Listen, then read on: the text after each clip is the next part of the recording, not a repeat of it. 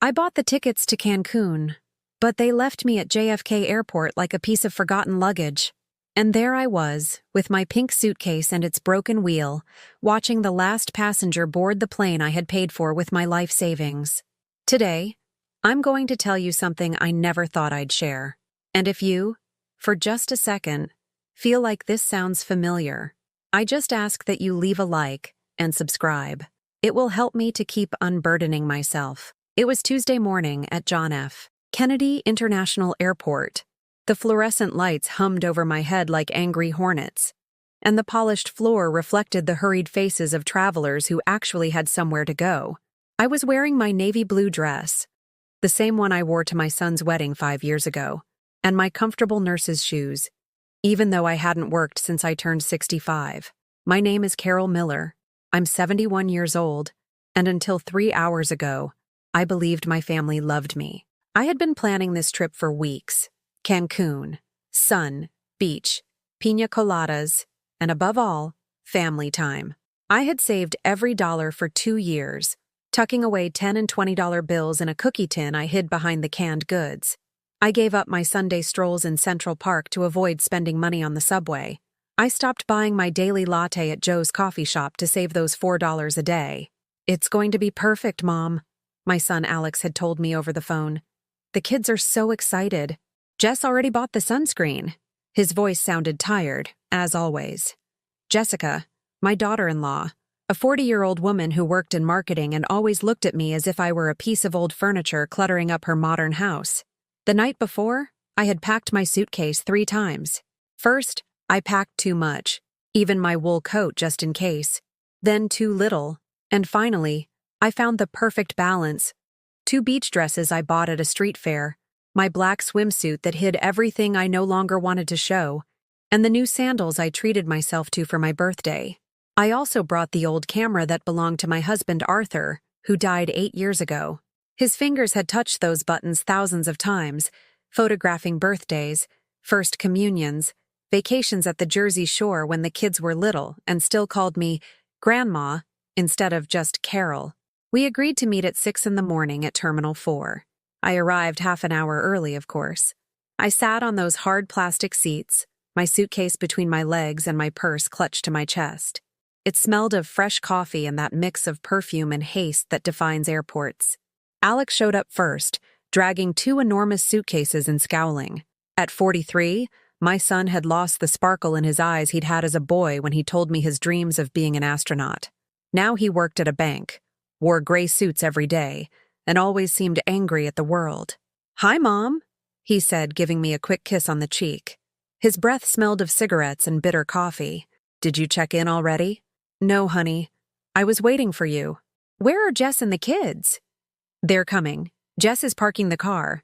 Jessica arrived 10 minutes later with Emily and Dylan, my grandchildren, aged 11 and 9. The kids were glued to their phones, with those huge headphones that isolate them from the world. Jessica was wearing a designer tracksuit that probably cost more than my monthly Social Security check, and her perfect nails tapped endlessly on her iPhone. "Carol," she greeted me with that smile that never reached her eyes. "Quite the early start, huh?" "I was just so excited for our vacation to begin," I replied, trying to sound cheerful. "Are the kids excited?" Emily looked up for a second. "Grandma, does the hotel have good Wi-Fi? I need to post stories on TikTok." My heart sank a little. I remembered when Emily was 5 and would ask me to tell her stories before bed. Now, all she cared about was her phone. "Let's go. We're going to miss the flight," Alex said, grabbing the suitcases. "Mom, you stay here with the luggage while we check in."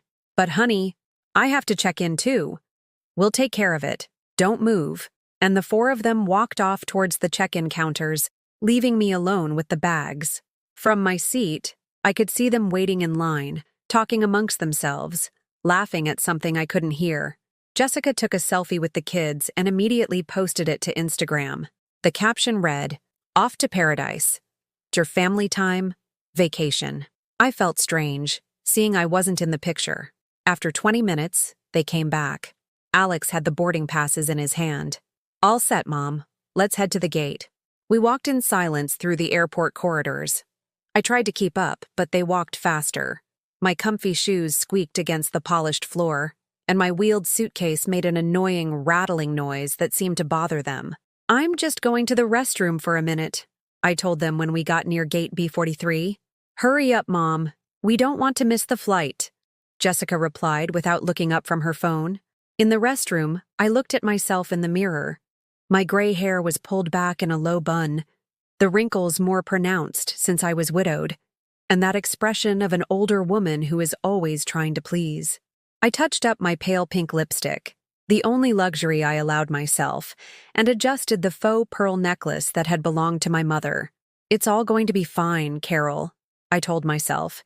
"It's going to be a wonderful vacation." But when I came out of the restroom, they were gone. I ran to the gate, my heart pounding so hard I thought it would burst out of my chest. The counter was empty. A blonde flight attendant in a blue uniform was gathering papers. "Excuse me, the flight to Cancun." "I'm sorry, ma'am. The flight has already closed. It departed 5 minutes ago." But my family, I have my boarding pass." The flight attendant looked at me with that professional compassion they use for problem passengers. "Can I see your pass?" I searched my purse. It wasn't there. I searched again, emptying everything onto the nearest seat. My wallet, my blood pressure pills, mints, the old phone I barely knew how to use. I had no boarding pass. With trembling hands, I took out my phone and called Alex. It rang twice and went to voicemail. I sent him a text. "Honey, I'm at the airport. Where are you?" I saw the notification that he was online, that he'd read the message. But he didn't reply. I called again, voicemail. Then I opened Instagram. And there it was. Jessica had posted a new story 20 minutes earlier. The photo showed the inside of the plane, with her, Alex, and the kids all smiling. The text read, "Finally alone. Sometimes you have to say goodbye to what's holding you back." I froze. Literally froze, as if someone had opened all the airport windows in the middle of winter. A cleaning lady, an older woman with a warm Dominican accent, came over with a glass of water. "Are you okay, ma'am? You look very pale." They left me," I whispered, unable to believe my own words. My family left me.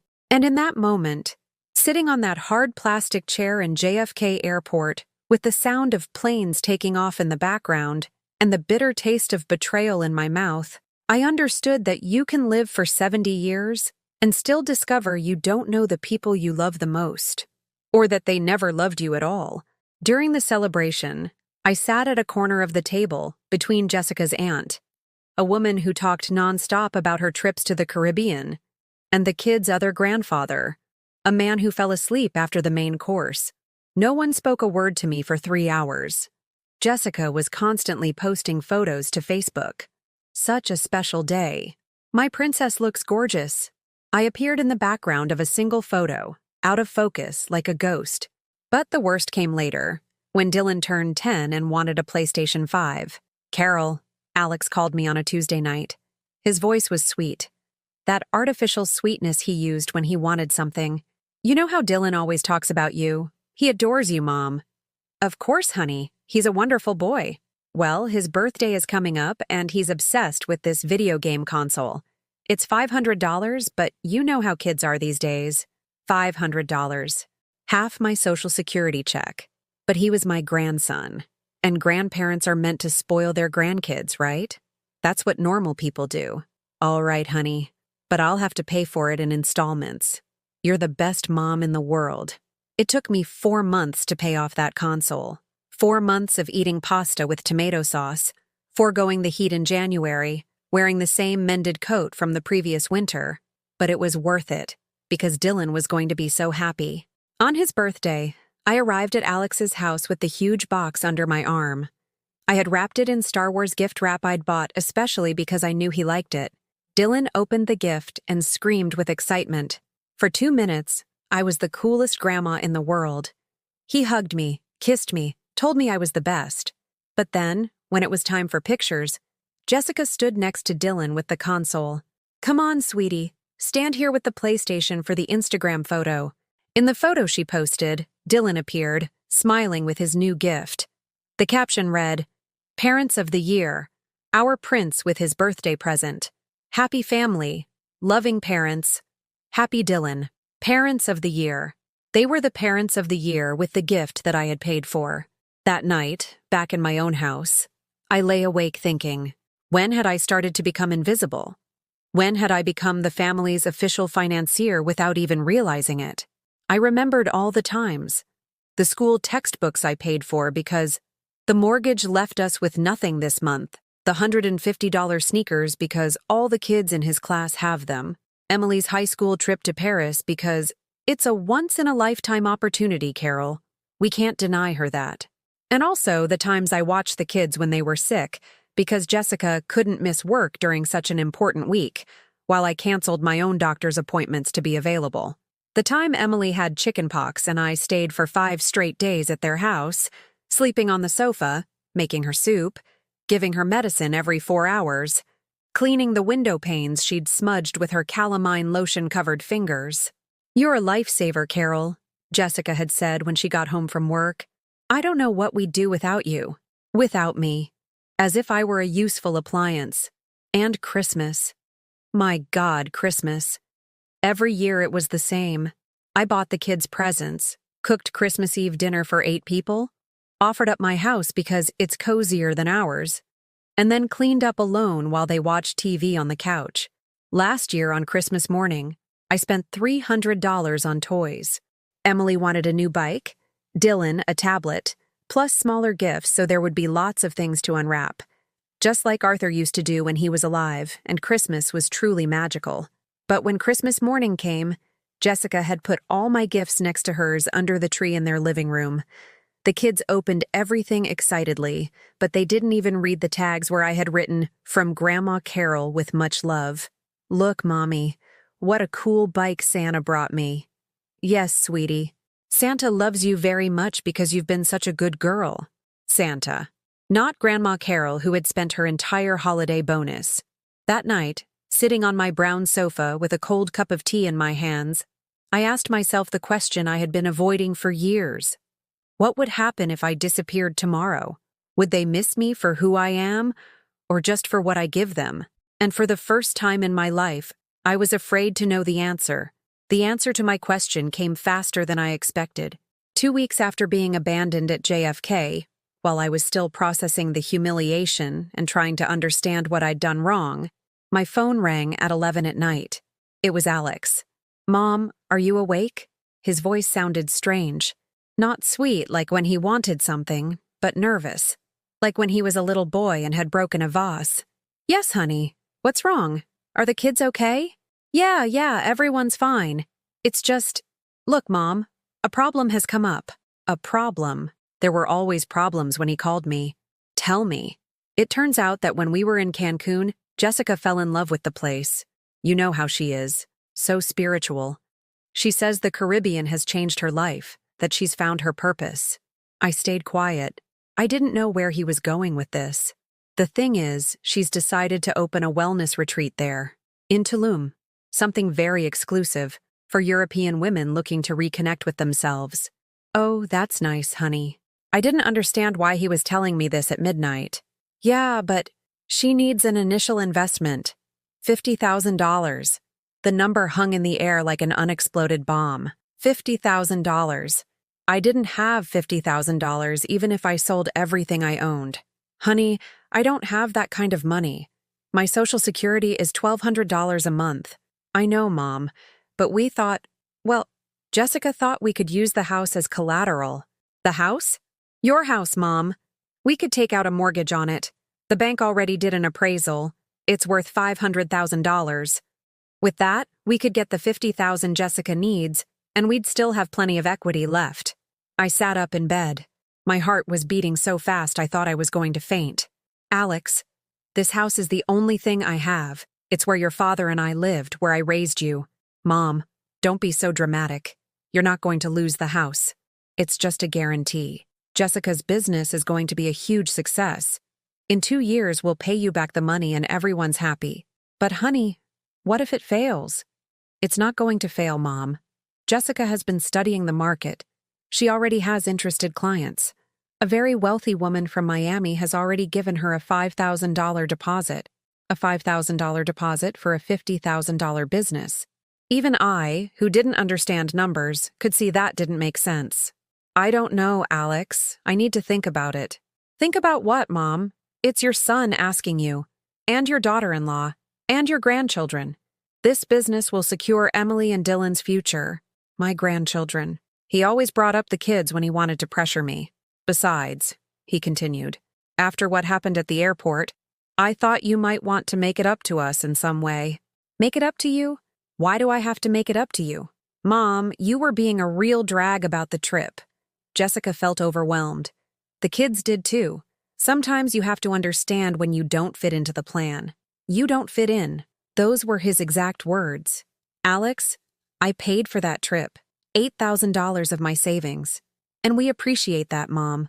That's why we're offering you this opportunity to be part of something important, to be part of the family's future. I hung up the phone without saying goodbye. I sat in the darkness of my room, watching the shadows from the streetlight cast on the walls that had seen my dreams born and my husband die. The next day, he didn't call, nor the day after. I thought maybe he'd understood my refusal and they would find another solution. But on Saturday, when the kids were supposed to come spend the weekend with me, they didn't show up. I sent a text. Are the kids not coming today? Jessica's reply came 3 hours later. Carol, the kids are very busy with extracurricular activities. We'll call you. Extracurricular activities on a Saturday. Right. On Sunday, like every Sunday for the past 10 years, I made lasagna for everyone. It was a tradition. I bought the expensive ground beef, the fresh ricotta from the Italian market in Queens, the basil that was out of season but I knew Dylan liked. I set the table for 6 people, as always, with the good plates, the ones I'd inherited from my mother. I waited from 2 until 5 in the afternoon. They didn't come. Not a call, not a message. I ate a plate of cold lasagna by myself, sitting in my kitchen, looking at the 5 empty plates I had set with such hope. That week, I developed a sort of obsessive ritual. Every morning, after my coffee and toast, I would sit on the sofa and stare at my phone. I checked for missed calls, messages, any sign that I existed to my family. Nothing.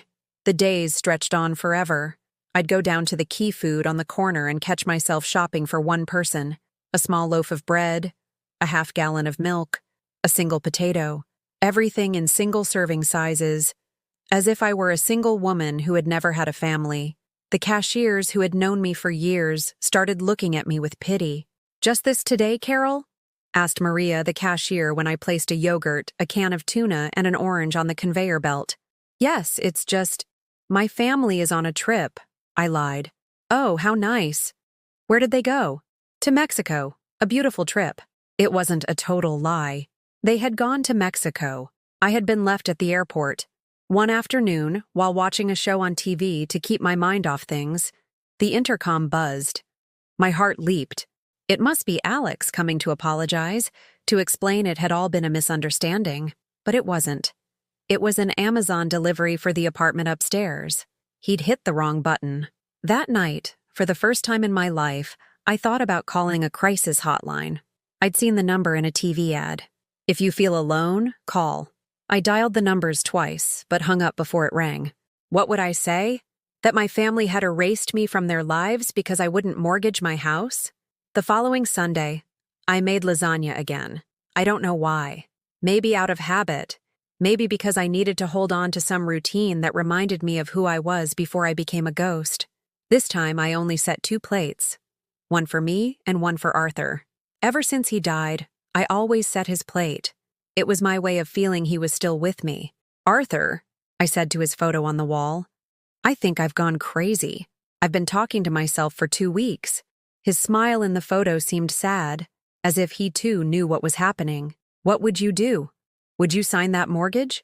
Arthur had been a prudent man. He worked at the post office for 30 years, saving every penny, every dollar, to buy this house. Carol, he used to tell me, a house is the one thing no one can take from you. As long as you have a roof over your head, you have dignity. But now it turned out they could take it from me. All it took was signing some papers for the family's future. On Wednesday, Jessica sent me a message. Carol, we've been thinking, and we believe you need time to reflect on the proposal. It's a unique opportunity.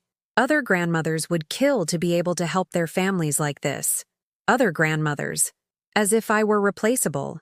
I didn't reply. On Friday, another message arrived, this time from Alex. Mom, I hope you're doing well. The kids are asking about you, but I told them you're busy with your own things. When you're ready to be a real part of the family, you know where to find us. A real part of the family. As if these 71 years of life, 43 of being his mother, 10 of being a grandmother to those children, meant nothing without my signature on a bank document. That night, I went to bed early. But at 3 a.m, I woke up with a strange feeling. I couldn't breathe properly. It felt like a huge stone was sitting on my chest. I got up and went to the kitchen for a glass of water. In the reflection of the window, I saw an old woman with disheveled hair and sunken eyes.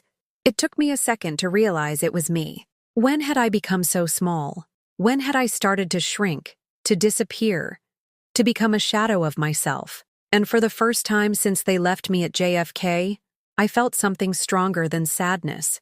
I felt rage. The rage I felt that morning didn't fade with the sunrise. It stayed there, growing like a black seed in my chest. For days, I unknowingly nurtured it, replaying every humiliation, every time I had said yes when I wanted to say no, every fake smile I had put on to avoid making waves. On Monday morning, while drinking my black coffee, I no longer bought milk because it would expire without the kids. I made a decision I never thought I would make. I was going to the bank, not to sign the mortgage papers, to understand exactly what they were asking of me. The bank was a 10-minute walk from my house, on the main street in my Queens neighborhood. It was one of those modern buildings with blue-tinted glass that had always intimidated me. For 40 years, I had only gone there to use the ATM or get my savings passbook stamped. The young woman at the reception desk couldn't have been more than 25. She had platinum blonde hair and long fuchsia-pink nails that clicked on the keyboard. Good morning, how can I help you? I'd like to speak with someone about mortgages. She looked me up and down, assessing my mended coat and worn-out shoes. Are you applying for a mortgage? My son wants me to use my house as collateral for a loan. Ah, okay. Please have a seat. One moment. She had me wait in a small area with black leather chairs and business magazines I didn't understand. On the walls were posters promising, "Your future, our commitment," and "Making your dreams a reality." The manager, a man in his 50s with a gray suit and navy blue tie, received me in his office 20 minutes later. Mrs. Miller, my name is Charles Peterson. I'm told you're interested in a home equity loan. Not exactly. I want to understand what that means. He explained it to me with the kind of patience one uses with small children or slightly confused seniors. If I mortgaged my house for $50,000, I would have to make monthly payments of about $400 for 15 years. If I couldn't pay, the bank would take the house. And what if my daughter-in-law's business fails? Mrs. Miller, the bank is not responsible for the fate of the money once the loan is granted. Your obligation would be to make the payments regardless of what happens with your family's investment. $400 a month, more than a third of my Social Security check. And if I can't pay? In that case, after several months of non-payment, we would begin foreclosure proceedings. The house would go up for auction. I left the bank with shaky legs and a terrible clarity in my mind. My family wasn't asking me for help. They were asking me to gamble the only thing I had on a dream that wasn't mine. That afternoon, for the first time in 2 weeks, I decided to leave the house for something other than groceries. I went to Central Park, the place where I had taken Emily and Dylan so many times when they were little. I sat on our favorite bench near the pond. It was the same bench where Dylan had taken his first steps, where Emily had cried the first time she lost a tooth. I thought about all the afternoons we had spent there, me pushing them on the swings until my arms ached, buying them ice cream I couldn't afford, but that made them happy. Do you remember when we used to go to the park, Grandma? Of course, sweetie. What was your favorite part? The ice cream. You always bought us ice cream. They never remembered the stories I told them, or the songs I sang, or the hours I spent running after them so they wouldn't get hurt. They only remembered the ice cream, the things that cost money. My phone rang.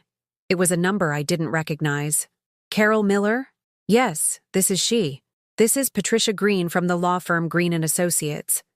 Your daughter-in-law, Jessica Miller, contacted me to manage a mortgage on your property. I'd like to set up an appointment to review the paperwork. My blood ran cold.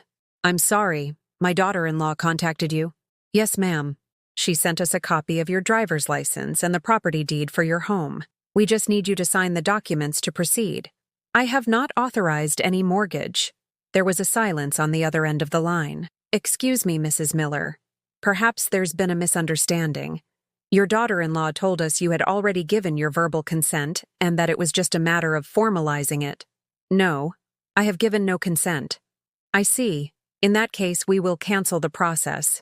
I apologize for the inconvenience. I hung up the phone, my hands trembling. Jessica had started the process without my permission. She had given my personal information to a lawyer, had obtained copies of my documents, and had lied, saying I had already agreed. I couldn't sleep that night.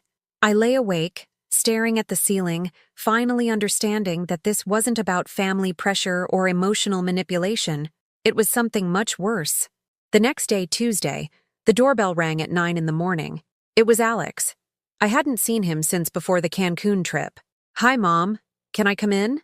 He was thinner, had dark circles under his eyes, and something in his expression reminded me of the boy he used to be when he lied about his homework. Of course, honey. Come in. He sat on the sofa where he had so often taken refuge when his life got complicated. But this time, he didn't seem to be seeking refuge. He seemed desperate. Mom, we need to talk. Yes, we do. A lawyer called me yesterday saying that Jessica had started proceedings to mortgage my house. Without my permission. He turned red, just like when I caught him in a lie as a child. Look, Mom, things have gotten a bit complicated. A bit? Jessica already promised the money to her partner in Tulum. They signed a contract. If we don't deliver, we could get sued. We could get sued? I didn't sign anything, Alex. I know, but Jessica put your house down as collateral in the contract. She said it was a formality, that you had already agreed. I was speechless. Literally speechless. It was as if my brain had shut down for a moment to protect me from information too big to process. Alex, I finally said, in a voice I didn't recognize as my own, are you telling me that your wife used my house as collateral in a contract without my permission? Mom, it's not as bad as it sounds. Not as bad? For the first time in my life, I yelled at my son. A stranger using my house, the only thing I have as collateral for her business ventures isn't bad? She's not a stranger, Mom. She's your daughter-in-law. She's family. Family doesn't do this, Alex. Family doesn't steal. She's not stealing anything. She just needs your help. It's temporary. And what if I say no? What if I refuse to sign? The look on his face changed. Something hardened in his eyes. Something I had never seen before. Mom, I don't think you want to do that. Are you threatening me? I'm not threatening you. I'm explaining the reality. If we don't honor that contract, Jessica could face serious legal trouble. And if Jessica has problems, I do too. And if I have problems... What? The kids will suffer. Emily and Dylan will see their mother and me ruined. Is that what you want for your grandchildren?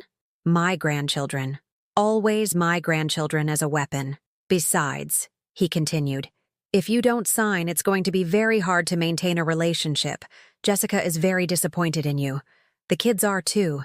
They don't understand why their grandmother won't help the family. The kids don't even know what's happening. Yes, they do. Emily asked me yesterday why you're so selfish. Dylan said his friend Paul has a grandmother who always helps her family, and he doesn't understand why his doesn't. It was a lie. It had to be a lie. But it hurt as if it were true. Look, Mom, he said, getting up from the sofa. I'm going to give you a few more days to think about it. But this needs to be resolved soon. Jessica can't wait indefinitely. He walked towards the door. Alex, I said when his hand was on the doorknob. What? Do you love me? He stood there, his back to me, for a moment that felt like an eternity. Of course I love you, Mom. That's why I need you to do this for us. And he left, leaving me alone with the certainty that my son had just confirmed my worst fears. He didn't love me. He loved my house. I didn't eat dinner that night, not because I wasn't hungry, but because something inside me had broken in a way I didn't know how to fix. I sat on the sofa looking at the photos on the wall, trying to find in those smiling faces any trace of the love I thought had existed. There was the photo from Emily's communion, where I appeared in the background, out of focus. The one from Dylan's birthday where I was cut in half. The one from last Christmas where I was serving food while everyone else looked at the camera. Always in the background. Always serving. Always invisible. At 2 a.m, when the pain in my chest became unbearable, I did something I had never done before. I called my primary care physician's emergency line. "Dr. Evans, this is Carol Miller. I'm sorry to bother you at this hour, but I can't breathe well." "Carol, are you having chest pain? Does your left arm hurt?" "No, it's not that. It's like something is squeezing me from the inside, like I'm drowning, but with air." "Have you had any recent upsets? Anything that has distressed you greatly?" I didn't know what to say. How do you explain to someone that your family is systematically destroying you? "Yes," was all I could manage. "Carol, I think what you're experiencing is anxiety. Take one of the Valium you have for sleep and come to the office tomorrow. But if it gets worse, don't hesitate to go to the emergency room." Anxiety. I was 71 years old, and this was the first time I had felt anxiety. How had I gotten here? On Wednesday morning, instead of going to the doctor, I made a decision that surprised even myself. I went to see a financial advisor. Mr. Henderson's office was on the same street as the bank, in a ground-floor space with a window full of posters about tax returns and estate planning. Mr. Henderson was an older man, from my generation, who wore thick-rimmed glasses and had the air of someone who has seen it all. "Good morning. How can I help you? I want to know what my options are for protecting my house." He looked at me over his glasses with curiosity. Protecting it from what? From my family. He took off his glasses and cleaned them slowly, as if he needed time to process what he had just heard. "Tell me what's happening." I explained everything. The Cancún trip being abandoned at the airport, the pressure to mortgage the house, the legal proceedings started without my permission. Mr. Henderson took notes on a yellow legal pad, nodding occasionally. "Mrs. Miller," he said when I finished, "what you're describing is a case of elder financial abuse. It's more common than you think, but that doesn't make it any less serious." "Financial abuse?" "Yes. When someone uses pressure, deception, or manipulation to access an older person's financial resources. What your daughter-in-law did by initiating proceedings without your consent could even be considered a criminal offense. A crime. My daughter-in-law had committed a crime against me. What can I do? Several things. First, we can put your house into a trust, making it so that no one can use it as collateral without your physical presence and notarized consent. Second, we can report this lawyer to the State Bar Association. And third, you can report these events to the police. What they've done has a name. It's called fraud. I left his office with a folder full of papers and the feeling that for the first time in weeks, someone had treated me like a capable adult, not a confused old woman. That afternoon, while organizing the documents on my kitchen table, the doorbell rang. It was Jessica, alone. She was wearing one of her expensive outfits, her hair fresh from the salon, and that smile she used when she wanted something important. "Carol, can we talk?" "Come in." She sat on the sofa as if she owned the place, crossed her legs, and looked at me with that perfected expression of a modern, self-assured woman. "Look, Carol, I think there have been some misunderstandings." "Misunderstandings?" "Yes. Alex told me you were very upset yesterday. It wasn't our intention to pressure you." "It wasn't your intention?" "Jessica, you initiated legal proceedings using my information without my permission. That was just to speed up the process, so that when you decided to help us, we wouldn't lose time with paperwork." I stared at her. It was incredible. It was absolutely incredible how naturally she lied. "Carol," she continued, "I know this seems like a lot of money, but think about it. Your house is worth $500,000. If you lend us $50,000, you still have $450,000 in equity. And besides, we're going to pay you back with interest." "When?" "What? When are you going to pay me back?" "Well, that depends on how the business does. But in principle, in 2 or 3 years. And if it doesn't do well, it will do well, Carol. I've been studying the market. European women are willing to pay a lot of money for authentic spiritual experiences. And if it doesn't do well?" I repeated. Her smile tightened slightly. "Carol, You can't always live in fear. Sometimes you have to trust your family. Trust family. Like when you left me at the airport. That was different. That was a spur-of-the-moment decision. The kids were nervous. You were being so difficult about the trip. I paid for that trip. And we're grateful. But sometimes, Carol, you have to understand that you don't always fit into every plan. The kids need time with their parents. Without the pressure of having to look after an elderly person. Pressure. I was a pressure on my own grandchildren. Look, Jessica continued, pulling a folder from her purse. I brought some papers so you can see this is serious. Here's the business plan, the revenue projections, the contracts with the first clients. She placed the folder on the coffee table. It was full of charts and numbers I didn't understand, but that looked very professional. Carol, this is an opportunity for you to be part of something big. So you're not just the grandmother who babysits and makes lasagna. You'll be a partner in an international business. A partner. She was offering me a partnership in a business I was supposed to finance with my house. And if I say no? The smile vanished completely from her face. I hope you don't say no, Carol. That would be very sad. The kids would be so disappointed. And Alex? Well, Alex is going through a very tough time at work. This opportunity could change our lives. What tough time? Hasn't he told you? They're making cutbacks at the bank. It's possible he could be laid off in the coming months. Another lie. Or maybe not. I didn't know what to believe anymore. Carol, she said, standing up, you have until Friday to decide. After that, we'll have to look for other options. What other options? I don't know. Maybe we'll have to sell our apartment and move far away from New York. The kids would have to change schools, friends. They wouldn't be able to see you anymore. The final threat. If I didn't sign, I would lose my grandchildren forever. When she left, I stared at the folder she had left on the table. I opened it. It was full of pages printed from the internet, graphs copied from websites about tourism in Mexico, and a few emails that could have been written by anyone. There was nothing real, nothing concrete, nothing that justified gambling away my home. That night, for the first time in months, I slept deeply. Not because I was calm, but because I had made a decision. The next morning, Thursday, I went back to Mr. Henderson's office. I want to do everything you told me. Protect the house, report what happened, everything. Are you sure, Mrs. Miller? Completely sure. Very well. Let's start by setting up the trust. As of tomorrow, no one will be able to use your house as collateral without you being physically present before a notary. I signed the papers with a steady hand. For the first time in weeks, I felt like I was in control of my own life. And now what? Now, said Mr. Henderson, putting the documents in a new folder, now you learn to say no. That afternoon, when Alex called to ask if I had made a decision, I told him 3 words I had never said together in my life. The answer is no. And for the first time in 71 years, I hung up the phone without waiting to hear what the other side had to say. Friday arrived like a storm. At 10 in the morning, the doorbell rang insistently. It wasn't the polite chime of a normal visitor, but those long, repeated buzzes of someone who is angry.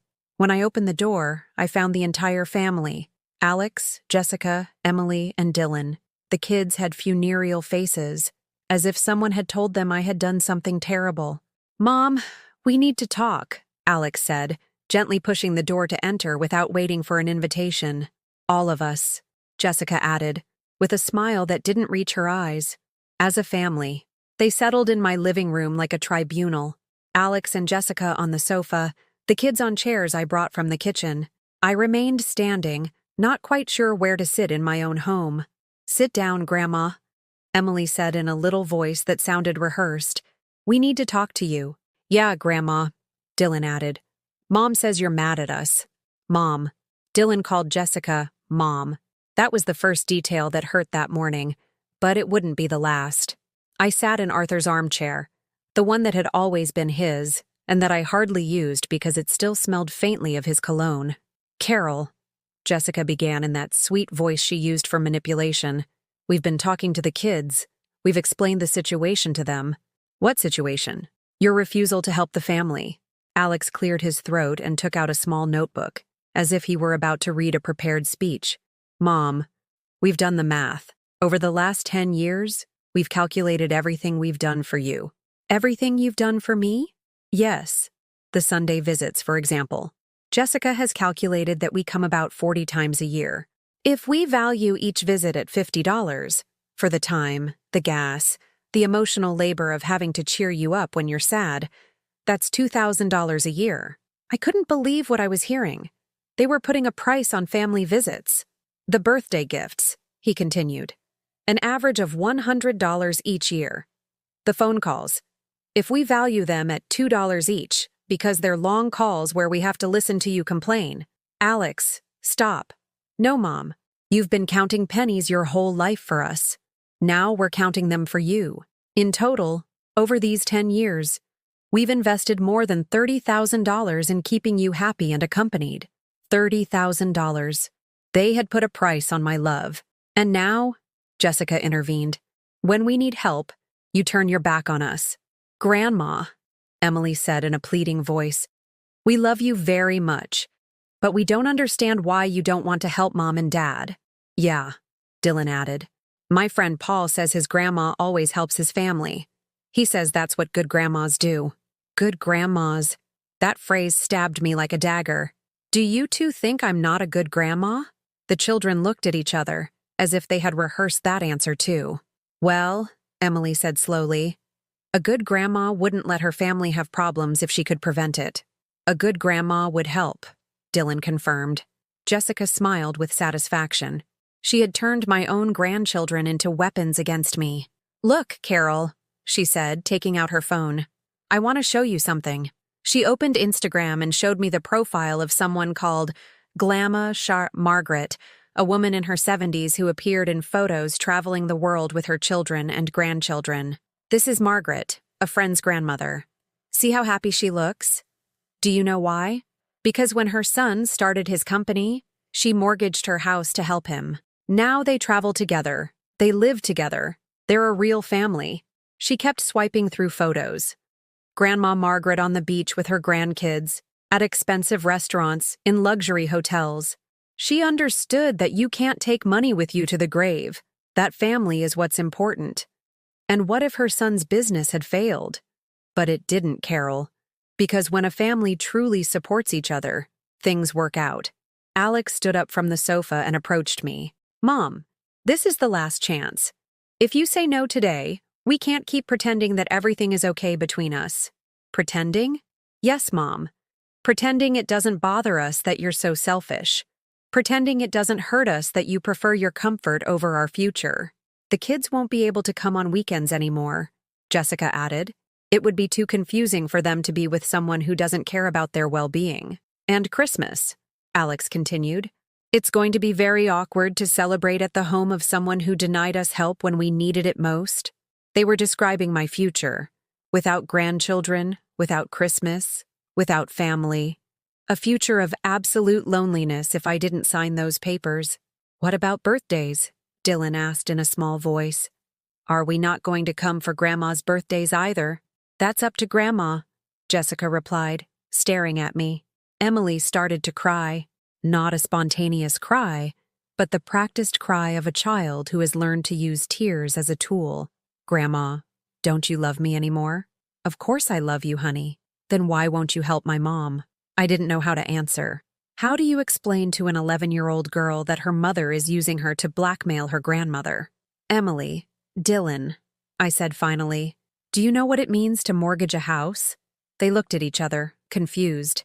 It means that if Mommy and Daddy can't pay the money back, I lose my house. I'll have nowhere to live. But that won't happen, Dylan said. Mom says the business will do great. And what if it doesn't? It will, Emily insisted. Mom is really smart. Jessica smiled with pride. You see, Carol? Even the children trust me more than you do. I got up from the armchair and went to the chest of drawers where I kept my important documents. I took out the folder Mr. Henderson had given me the day before. What's that? Alex asked. The answer to your proposal. I opened the folder and took out the first document, the paperwork establishing the trust for my house. As of yesterday, no one can use my house as collateral without me being physically present before a notary. Not even you. Jessica's face changed completely. The smile vanished. replaced by an expression of fury I had never seen before. "You went to a lawyer?" "I went to a financial advisor. And he explained to me that what you've been doing is called elder financial abuse." "Abuse?" Alex stood up. "You're calling it abuse for your family to ask for help?" "I'm calling it abuse that my daughter-in-law initiated legal proceedings using my information without my permission, that you have emotionally manipulated me, that you have put a price on your love." I took the second document from the folder. "And this is the police report I'm filing tomorrow for document forgery and fraud." The silence that followed was absolute. Even the children had stopped moving. "You wouldn't dare," Jessica whispered. "You want to bet your house on it?" Alex approached me with an expression I had never seen. There was something dark in his eyes, something dangerous. "Mom, if you do that, you'll destroy us." "You destroyed me first." "The children," Jessica said in a trembling voice. "What will happen to the children if you report their parents?" "The children will learn that grandparents also have the right to be respected." Emily and Dylan looked at me, understanding nothing. To them, I had just gone from being the good grandma to the wicked witch in a fairy tale. "You have 5 minutes to get out of my house," I said, walking towards the front door. "And don't come back until you're ready to apologize for real." "Apologize?" Jessica shrieked. "Why should we apologize for wanting to include you in our projects? For lying, for manipulating, for using your children against me, for putting a price on your love." "Mom," Alex said, in a final pleading attempt, "think about it. If you throw us out now, we might never come back." "That may be," I replied, opening the door wide. "But at least I'll keep my dignity." And for the first time in my life, I threw my own family out of my house. When they were gone, I stood alone in my living room, surrounded by the most complete silence I had ever known. But it wasn't the silence of abandonment. It was the silence of freedom. The first few days after kicking my family out were strange. It was as if I had been living with constant background noise for years, and suddenly the silence was deafening. There was no phone ringing at odd hours, no requests disguised as favors, no constant tension in my stomach waiting for the next demand for money, time, or attention. On Monday morning, I kept my word and went to file the report. Mr. Henderson accompanied me to the local NYPD precinct, a gray building that had always made me a little nervous. "Mrs. Miller," said the officer who took my statement, a young man with a kind face, "I understand you want to report a possible case of fraud and document forgery." "Yes. My daughter-in-law initiated legal proceedings using my personal information without my consent." I explained the whole story while he typed notes into his computer. Every so often he would nod and murmur, "I understand," or "I see," as if cases like mine were more common than I imagined. "Do you have any proof that Mrs. Miller used your information without authorization?" Mr. Henderson took out his folder and produced the recorded phone calls with the law firm, copies of the documents Jessica had sent without my permission, and my bank statements proving I had not authorized any transactions. "This is enough to open an investigation," the officer said. "We'll assign you a case number, and you'll receive a summons in the next few days to provide a more detailed statement." I left the police station with a strange feeling. On one hand, I felt powerful for the first time in years. On the other, I was afraid of what would come next. That afternoon, my neighbor Margaret found me in the hallway as I was coming up from grocery shopping. "Carol, are you okay? You've seemed very quiet these past few days." Margaret had lived in 4B for 20 years. She was a woman my age, widowed 5 years ago, and had always been kind to me, though we had never become close friends. "I've had some family problems," I told her. "Do you want to come in for coffee? I just made some muffins." Her apartment smelled of cinnamon and cleanliness. It was very similar to mine in layout, but she had decorated it with brighter colors. She had plants in every window, and the walls were covered with photos of her travels. "Travels?" I asked, looking at a photo of her in front of the Eiffel Tower. "Yes. When my Joe passed, I decided I wasn't going to sit at home waiting for life to pass me by. Last year I was in Paris, before that Rome, and next month I'm off to Prague." "Alone?" "Alone. There are lots of travel groups for seniors. It's great fun." As we drank coffee, I couldn't help but tell her what had happened. Margaret listened without interrupting, nodding from time to time. "Carol," she said when I finished, Do you know how long I've been waiting for this conversation? What do you mean? Years. Literally years. I'd see you coming up the stairs looking stressed, carrying grocery bags for your whole family. I'd hear you arguing on the phone, always explaining yourself, always apologizing for something. Was it that obvious? It was obvious, honey.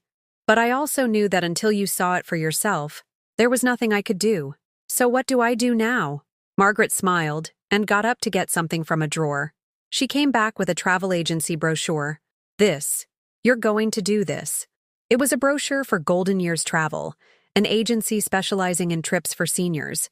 There were tours of Europe, Mediterranean cruises, weekend getaways. Margaret, I don't have money for travel.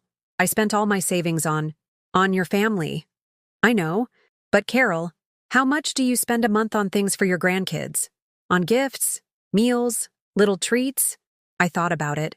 Between the weekends they came over, the gifts, the extra food I bought, the trips to the park with ice cream and candy, about $250 more or less. $250 a month, $3,000 a year. Carol, with that amount of money, you could take 2 trips a year. It was true.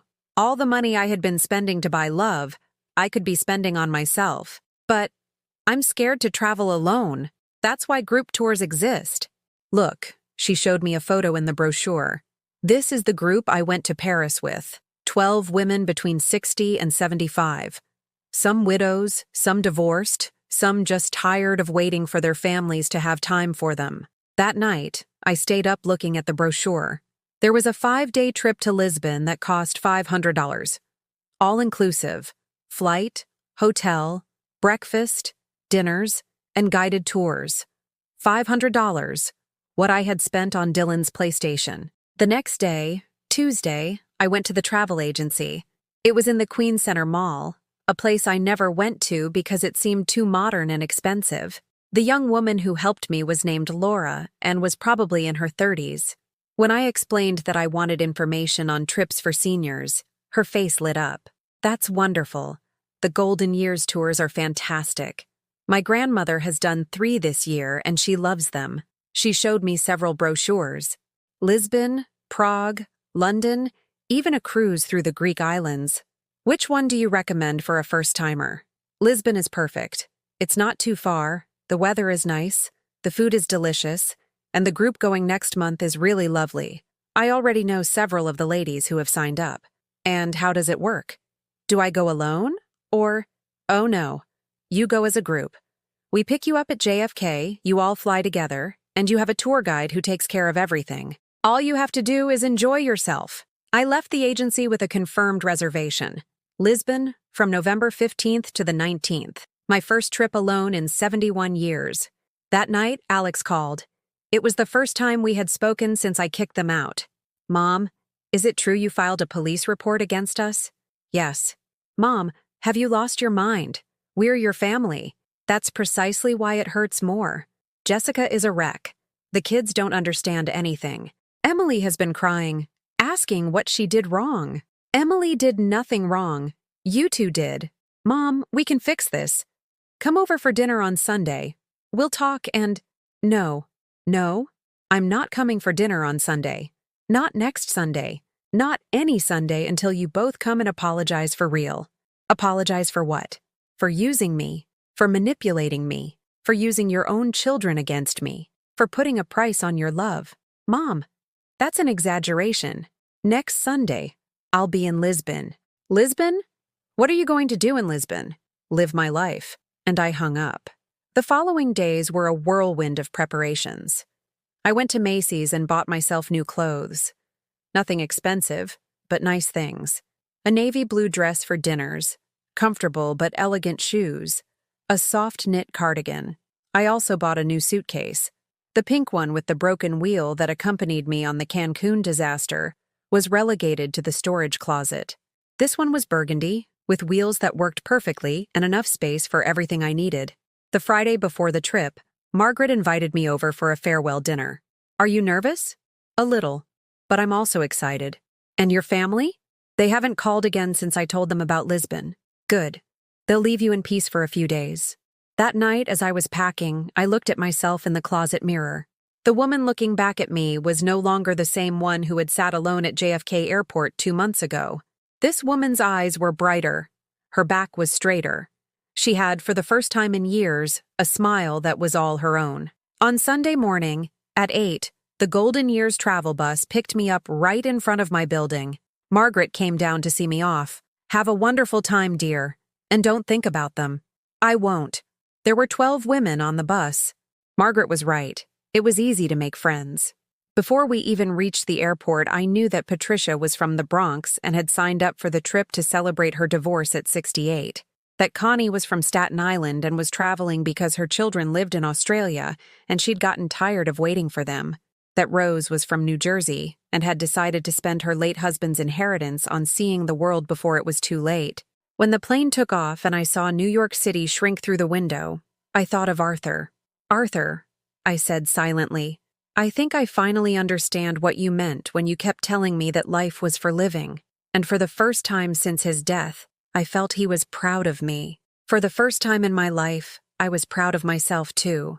Lisbon changed my life. Not in a dramatic, movie-like way, but in that gentle, profound way that only people who have lived long enough to know that real changes come slowly, like the seasons, can understand. The hotel overlooked the Tagus River, and in the mornings, I woke to the sound of seagulls and the smell of salt drifting through the window.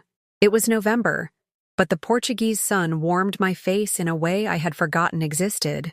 The first day at breakfast, Patricia, the divorced lady from the Bronx, said something that stuck with me. "Carol, have you realized this is the first time in years you don't have to explain what you're doing to anyone?" She was right. I could get up whenever I wanted, have a slow breakfast, choose what to see, where to eat, when to rest. There was no one asking me when I'd be back, how much something cost, or if I had thought about buying them a souvenir. During our tour of the Alfama district, as we walked through those cobblestone streets lined with tiled walls and flowers in the windows, Connie, the one from Staten Island whose kids lived in Australia, told me her story. I waited 15 years for them to come visit me. 15 years putting my life on hold because next year for sure, Mom, until I realized that next year never comes. And while I was waiting, my life was passing me by. And what do you do now? Now I live. I've taken 8 trips in 2 years. I've taken up painting.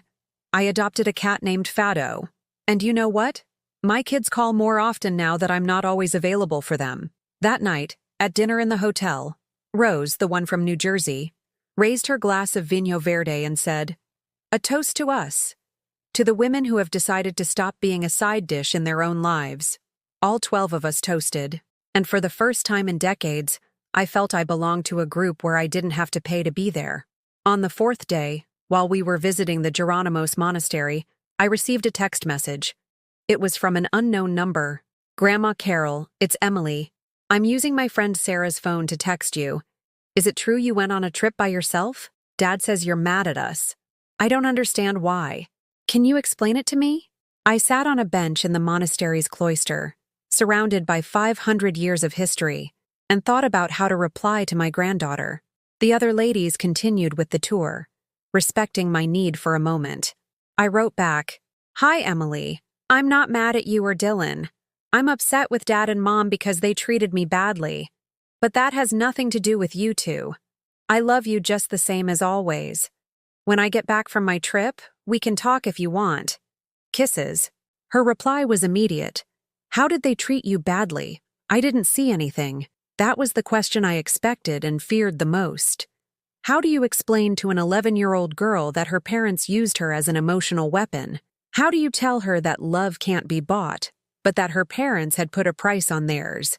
I wrote, "Emily, when you're older, you'll understand. In the meantime, just remember that a person can love someone very, very much without having to show that love with money. Your grandma loves you for who you are, not for what you can give her." She didn't reply, but it didn't matter.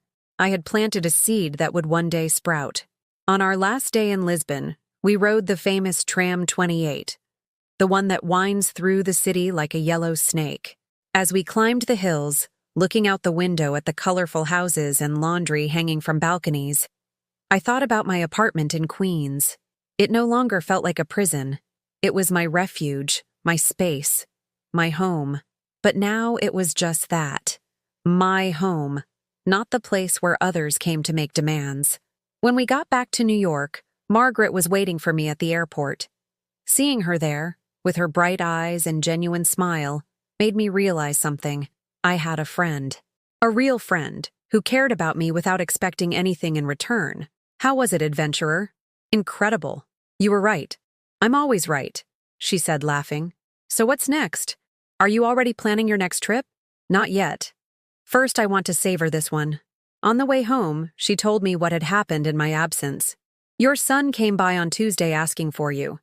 I told him you were on a trip and he looked really surprised. Your daughter-in-law came by on Thursday, but I didn't open the door for her. And what did they want? I guessed to see if it was true you'd actually left town, as if they had the right to check up on you. That night, unpacking my suitcase, I realized something fundamental had changed in me. It wasn't just that I had traveled alone. It was that I had discovered I could be happy without them. For years, I had believed my happiness depended on having my family close, on feeling useful and needed by them. But in Lisbon, I had been happy just by being useful to myself. A week after my trip, on a Wednesday night, the doorbell rang. It was Alex. Alone. Hi, Mom. Can I come in? He was thinner than the last time, with dark circles under his eyes. And something in his posture reminded me of the boy he used to be when he came to apologize after getting into trouble. Of course, come in. He sat carefully on the sofa, as if unsure he had the right to be there. Mom, I came to talk to you. I'm listening. Jessica and we separated. I didn't know what to feel. On one hand, I didn't rejoice in my son's suffering. On the other, I couldn't feign surprise. What happened? When you filed the police report, everything got very complicated.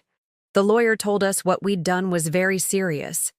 Jessica got nervous and started blaming me for everything. She said I hadn't been able to convince you, that it was my responsibility to handle my mother, as if I were a household pet. And then, he continued, the truth about her business started to come out. It turns out there was no partner in Tulum, no contracts with clients, no real business plan. She'd just found a way to get money to go to Mexico with some guy she met on Instagram. I stayed quiet. A part of me wanted to say, I told you so. But another part felt pity for my son, who had been manipulated just as much as I had. The kids are with me, he went on. Jessica took off to Ibiza with that guy. She told them she needed to find herself. And how are Emily and Dylan? Confused. Sad. They've been asking about you. About me? Yeah. Emily says you're the only grandmother they have now, and they need to talk to you. A long silence fell between us. Alex, I said finally, did you come here to apologize or to ask me to be the full-time grandma again because Jessica is gone? His face turned red. Mom, I'm so sorry for what happened. I'm sorry I pressured you, that I made you feel bad, that I used the kids against you. And why are you sorry? What do you mean, why am I sorry? Alex, are you sorry because what you were doing was wrong? Or are you sorry because it didn't work? He stared at the floor for a very long time. I guess at first I was sorry because it didn't work. But now that I've had time to think, and I've seen how Jessica manipulated me too, now I'm sorry because it was wrong. It was the most honest thing my son had said to me in years. And the kids? Do they understand what happened? They're starting to. Emily asked me the other day why we had been so mean to you, and Dylan said he never wanted you to lose your house. Do they want to see me? Very much, but only if you want to see them. I saw them the following Sunday. They arrived with my son, but this time there were no demands, no requests, no hidden agendas. Just two children who had lost the woman they considered their mother and needed to know their grandmother was still there. Emily apologized for the things she had said. Dylan brought me a drawing he had made of the two of us traveling on a boat together, and for the first time in months, the hugs we shared were real. But something had changed. I had changed. I was no longer the grandma who said yes to everything. I was the grandma who set boundaries, who had her own life, who loved them, but didn't depend on them to be happy. I made them lunch, but I told them visits would be once a month, not every weekend. That gifts would be for birthdays and Christmas, not for every whim. that I had my own plans too. Trips, friends, activities. And you know what? The kids accepted it perfectly. It turned out they had never needed a slave for a grandmother. They just needed a grandmother who truly loved them. 6 months later, I'm writing this from the balcony of a hotel in Prague. It's my 4th trip this year. I've met extraordinary women. I've seen places that only existed in my dreams. And I've learned that life begins when you decide you deserve to live it. Emily sends me pictures of her report cards. Dylan calls to tell me about his soccer games. Alex is learning to be a father without delegating the responsibility to me. And I'm learning to be a grandmother without giving up being Carol. Have you ever felt like your family took you for granted? That they valued what you could give them more than who you really were? Tell me in the comments.